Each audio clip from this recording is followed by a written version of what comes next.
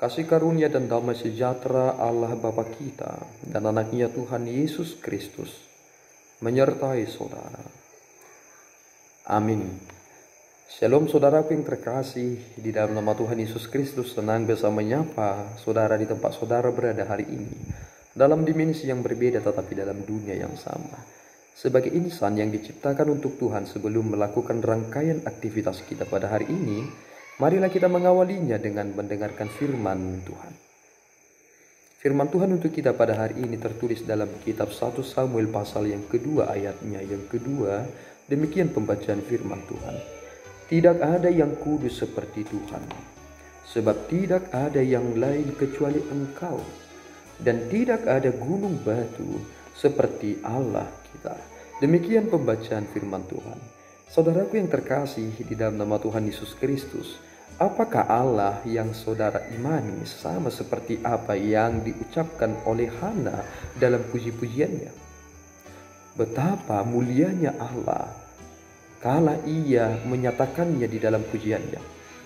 Dia adalah Allah yang kudus, sama seperti yang diucapkan oleh Yesaya. Tidak ada Allah yang seperti Allah yang kita sembah, dan tidak ada duanya, dan tidak ada gunung batu selain dari Allah. Jika ada orang yang menggantungkan dirinya kepada yang tidak dari Allah, maka ia sedang mendukakan hati Tuhan. Salah satu hal yang menjadi bagian utama tentang perjalanan bangsa Israel adalah menguduskan nama Tuhan. Ketika Allah berkata, "Aku adalah kudus," berarti ia memisahkan diri atau ada jarak antara dia dengan umatnya.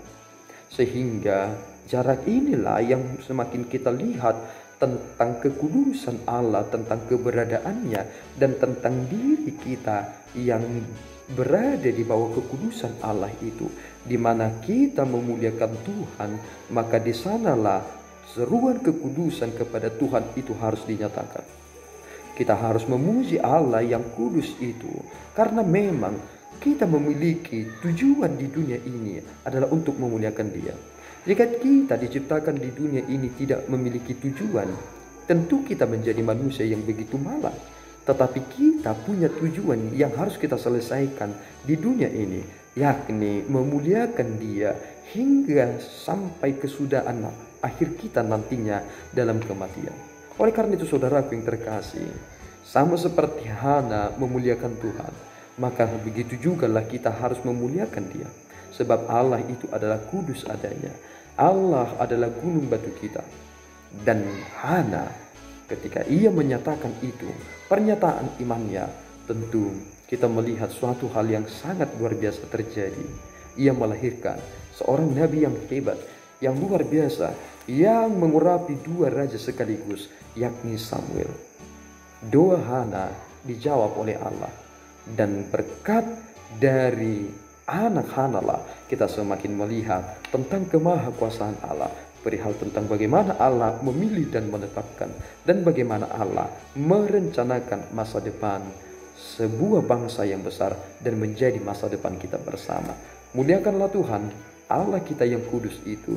Tidak ada gunung batu selain Allah kita. Tuhan Yesus memberkati. Kita berdoa. Ya Tuhan, kami bersyukur atas berkat-Mu. Terima kasih Bapa atas firman yang boleh kami dengarkan hari ini. Terpuji Engkau Allah yang kudus. Tidak ada gunung batu selain Engkau. Terima kasih ya Tuhan atas pemeliharaan-Mu.